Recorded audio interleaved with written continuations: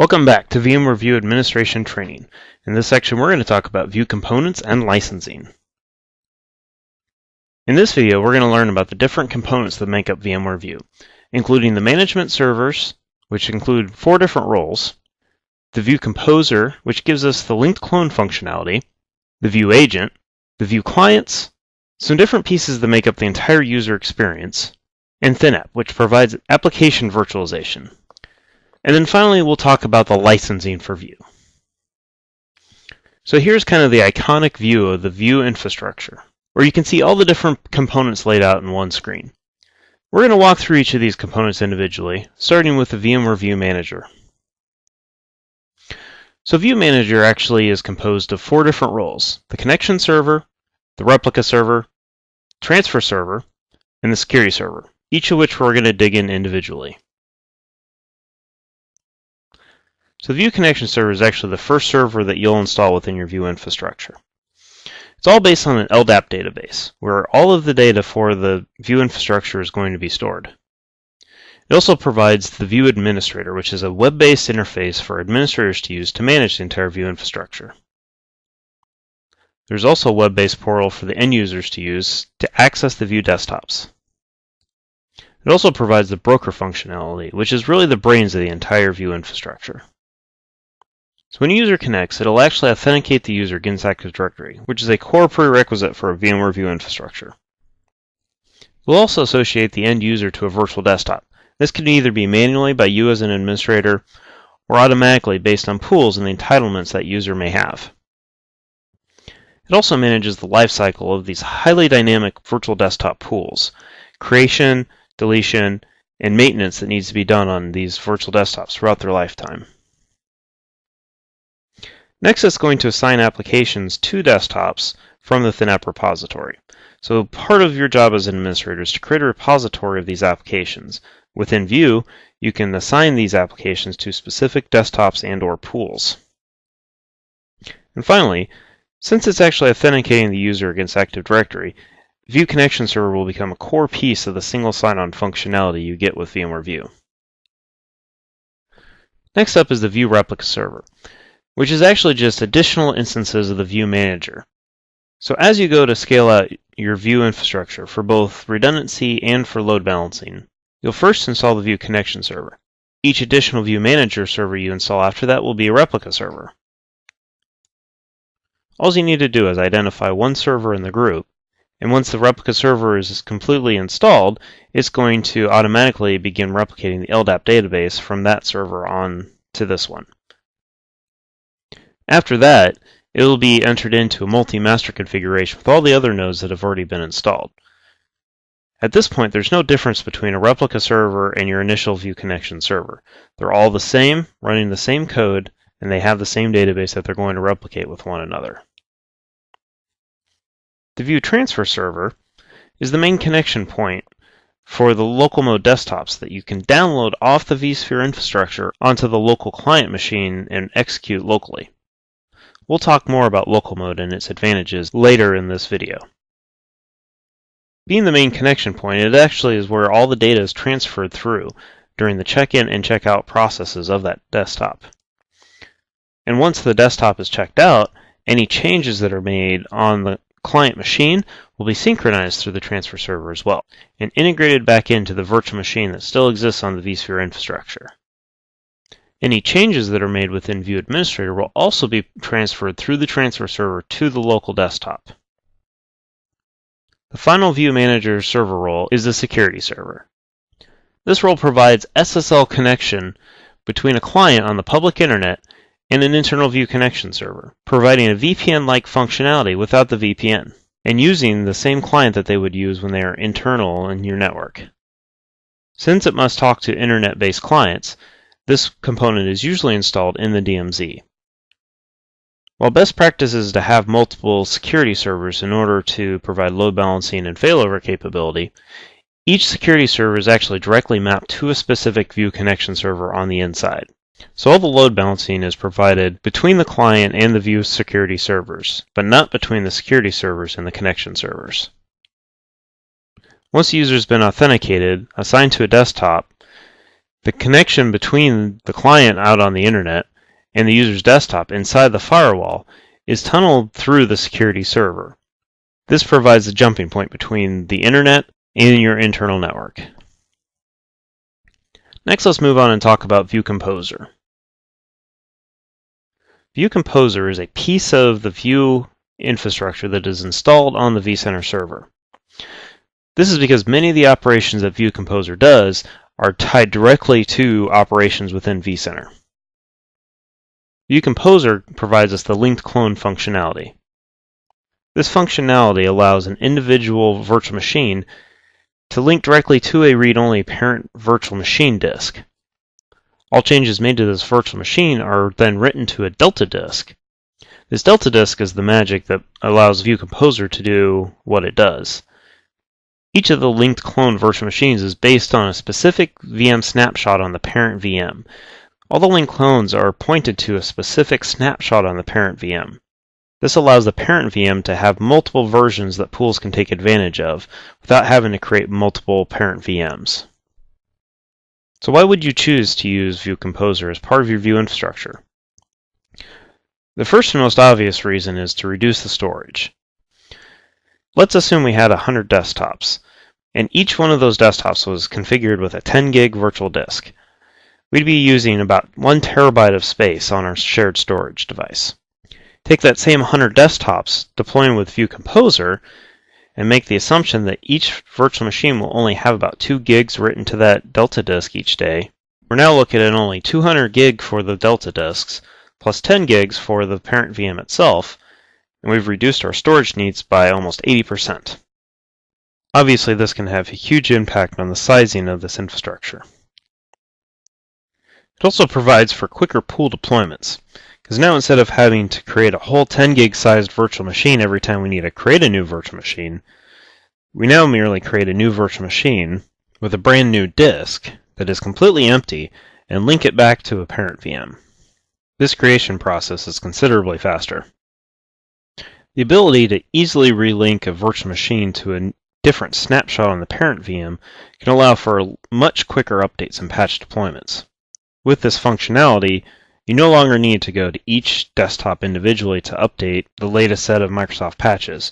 You can simply update the parent VM and relink all of the virtual desktops to the new snapshot on that parent VM. It also provides for an easier recovery from system errors because you can simply have the user log off, force a recompose operation, which will essentially throw away all the changes in the delta disk, and have the user log back in. This gives them a clean, fresh image that you know is based on your well-tested parent VM snapshot. And finally, it provides for a more consistent desktop environment, because for every change you make, you can test it thoroughly, ensuring that it's going to work in all situations. With every virtual desktop pointing to the snapshot, you know that every virtual desktop is going to work the same.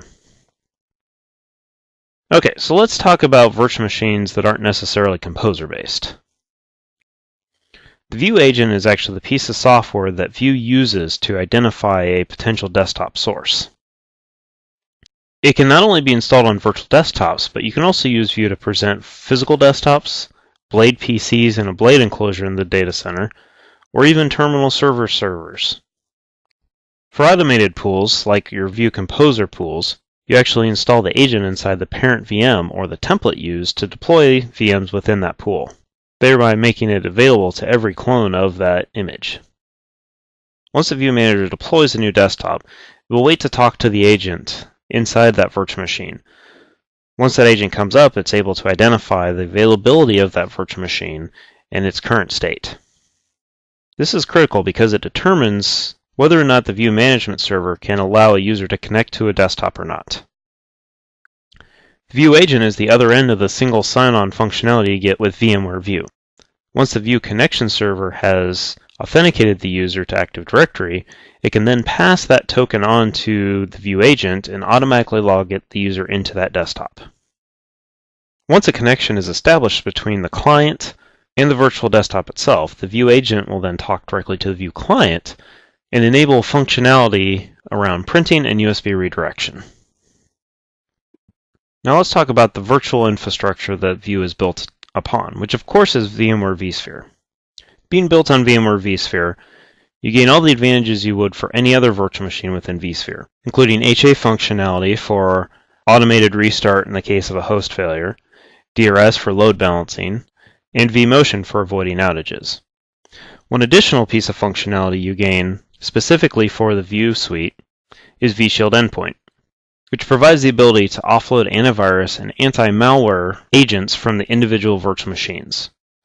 So instead of having to install the manufacturer's agent on each individual VM, you actually deploy a single virtual appliance to each host, which then ties into the APIs of vSphere to scan the virtual disks directly and monitor memory and CPU activity, completely offloading all of that processing off the virtual machine itself.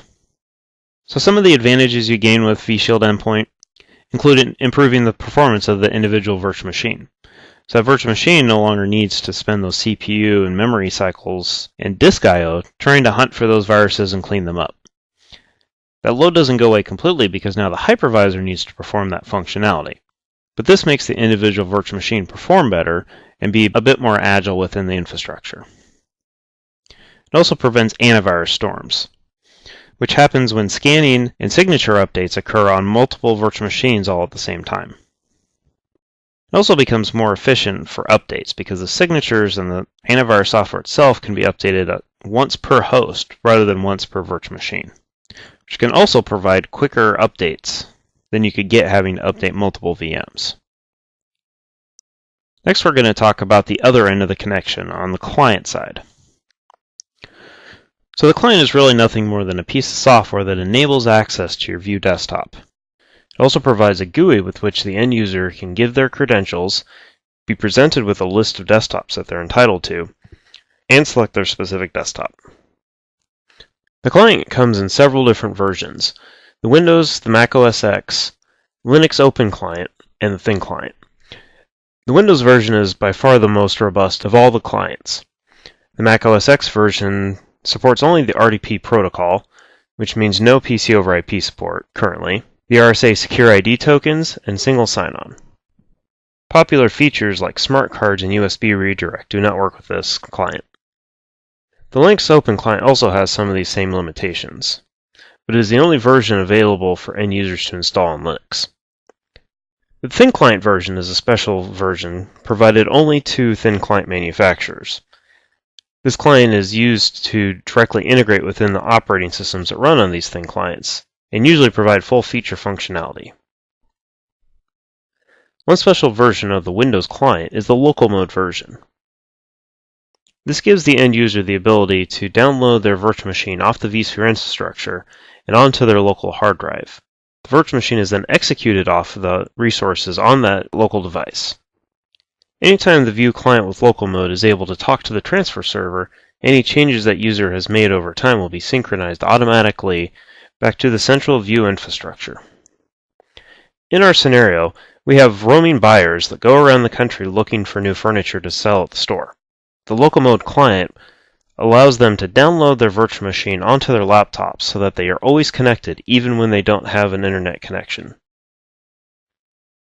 The final implementation of the View client is the kiosk mode, which is intended to be placed on clients that are in a public location.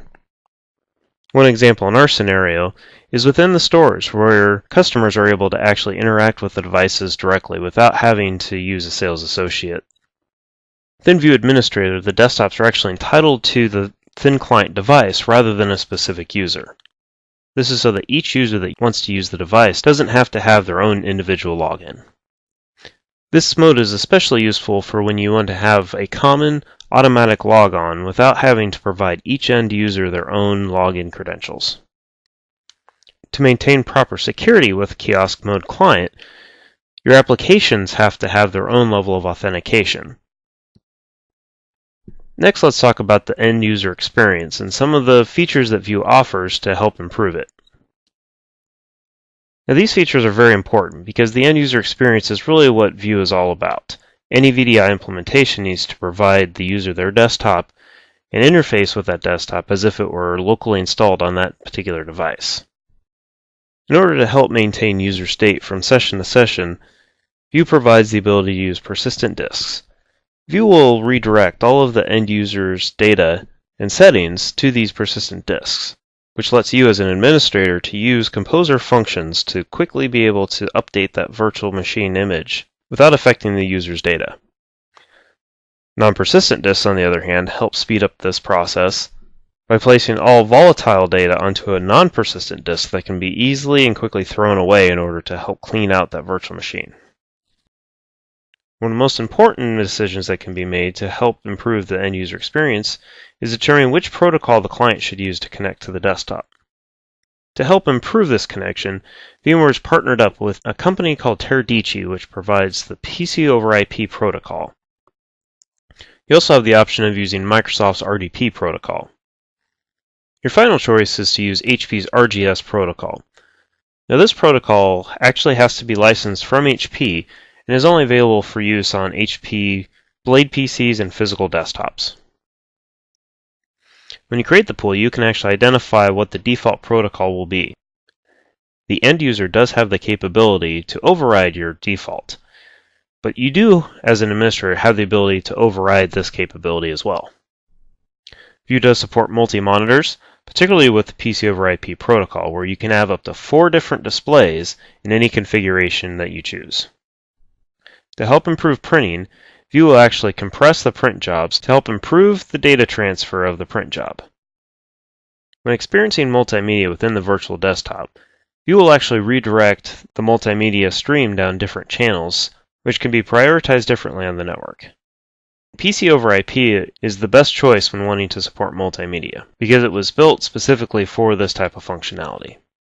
And finally, USB devices are also redirected down a different channel, and are redirected to the virtual desktop as a native USB device.